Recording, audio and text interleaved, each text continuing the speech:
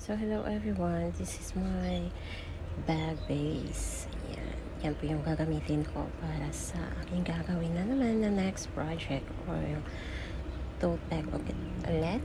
Pero ibang design na naman yung gagawin ko. At saka syempre, ibang color na naman. So, yan. Red and color gray. So, ayan. Ang ganda ng aking yarn. O, diba? Saan ba siya? Saka yung crochet hook na 3.5 mm. So, ayan guys, let's start. So, slip knot ulit muna tayo dito. And then, mag-chain tayo ng 20. So, this 1, 2, 3, 4, 5. Ito po yung guys, yung tinatawag na chain stitch. O, diba? Pag marunong ka nito, mga basic lang, makakagawa ka pa rin ng mga bags or kahit ano, sombrero or mga bags, sling bag, gano'n. Basta alam mo yung basic lang. Saka marami namang tutorial, kaya marami tayong pwedeng magaya, o diba, ng mga design para sa mga beginners lang.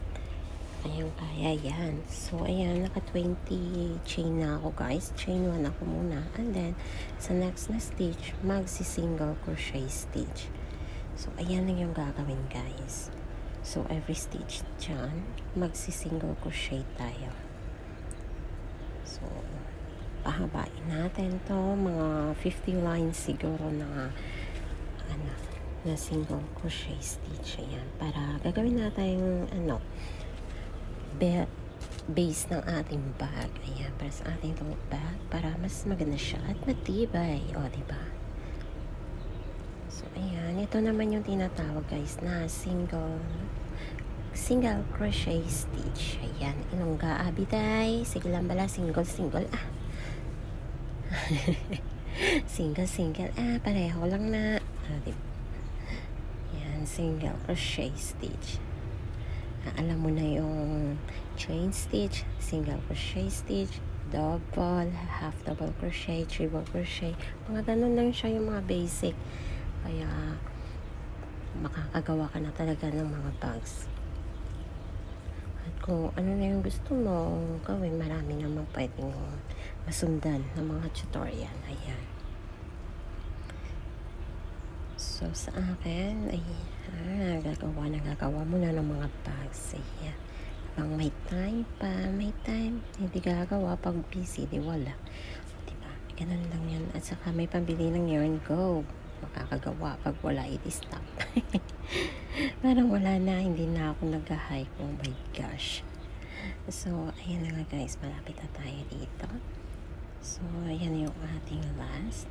Kaya ano natin dyan yung over natin na yarn kasi pwede natin yan i-hide pag sa pag nasa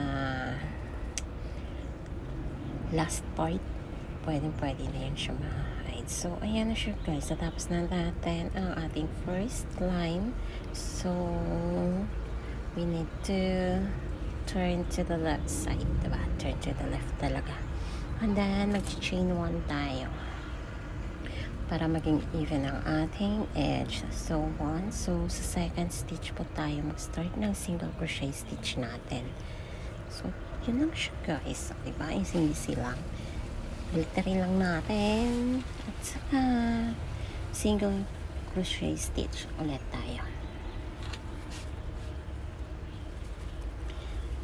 Yan lang yan. Diba?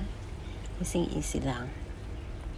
Kaya, kahit mabagal, okay lang yan, makakagawa pa rin naman ng mga bags. Tatapos din yan.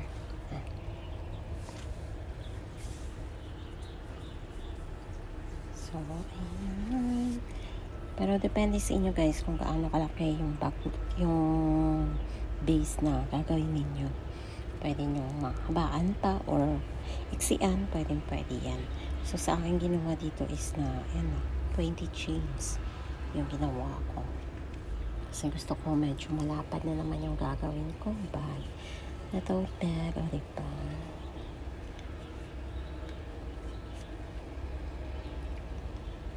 Try and try. Practice more.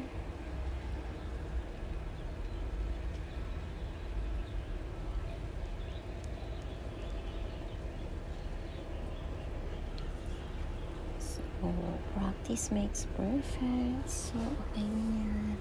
Tuloy-tuloy lang namin ang paggawa.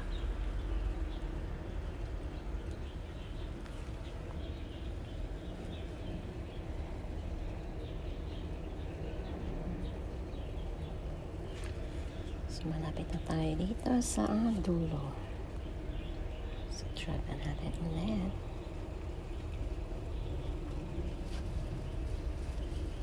So, ayan. Lapit na.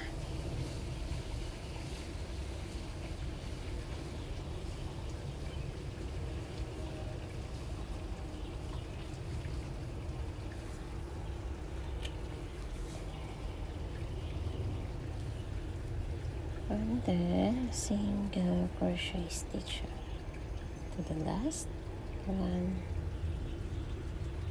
Ayusin natin. Ayan, nag-blurred na tuloy. Diyan pa tayo mag-end. So, ayan na siya guys. And then, turn ulit ng sa left side again. So, para increase natin yan, pahabain natin. So, ayan, magic, diba? Ayan na. Nandiyan na, diba? Ang ganda na tingnan. Kasi, solid yung, yung edge niya. So, ganito lang siya, guys, yung ginagawa ko. Ayan. Pakita ko ulit sa inyo. And see, last 2 single crochet stitch. So, ayan, sa last. Nanan natin. Yan po yung ating last single crochet stitch. Then over, pull on the loop, and then turn to the left side, and then chain 1. So, ayan yung first stitch, guys. So, sa second po tayo na stitch start ng ating single crochet stitch. O, diba? So, yun lang. O, diba? Easy lang na siya. Haba-habain pa.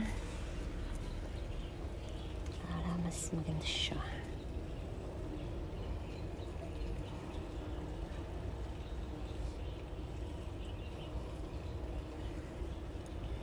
So, yan. Tuloy-tuloy lang.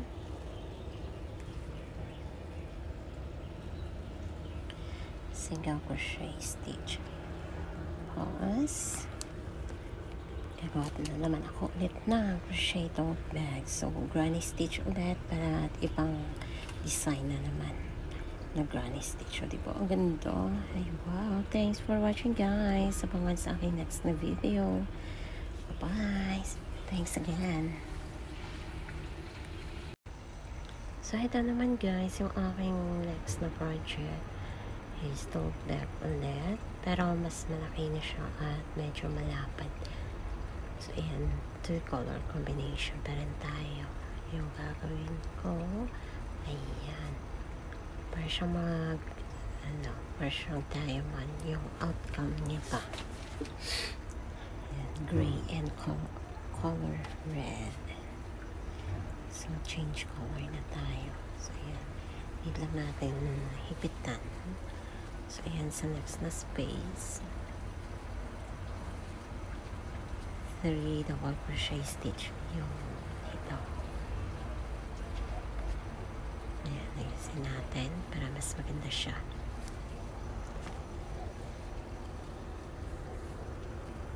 So, ayan, 2 double crochet. Then 3 double crochet. Dito na part.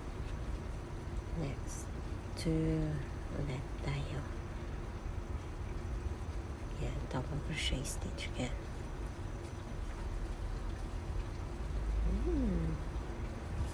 Yan.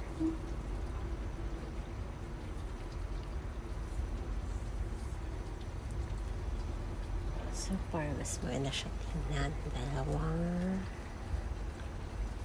red tayo sa space. Then, sa next dito guys, so mag-change color tayo ulit sa color gray. Ito na yung aking nagawa sa ngayon. Ayan, ang ganda niya palang tingnan.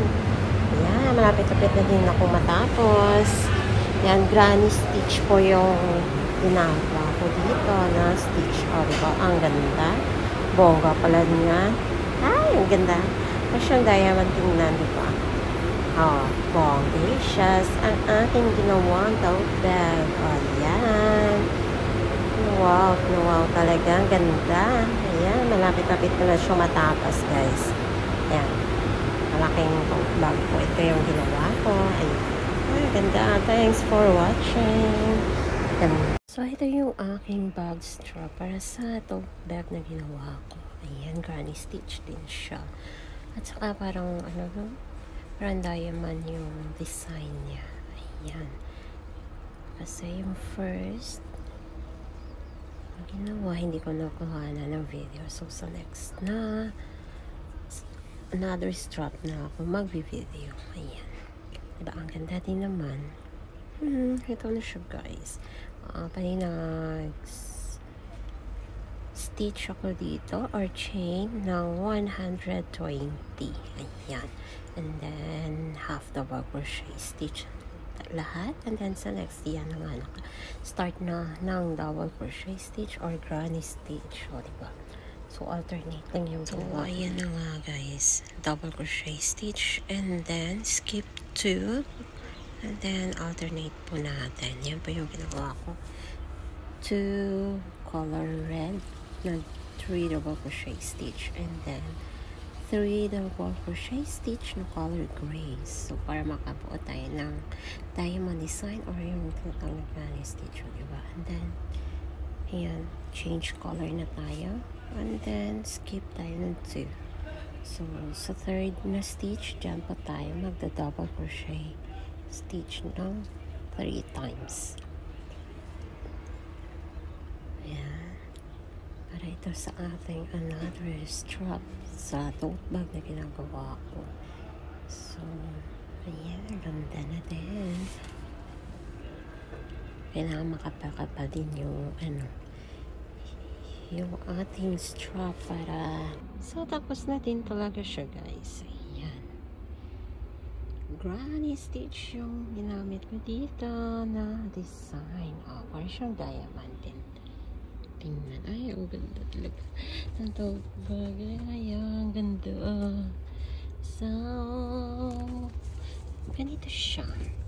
So, and then, yung pambaba is ganyan yung base niya. Diba? Ang ganda.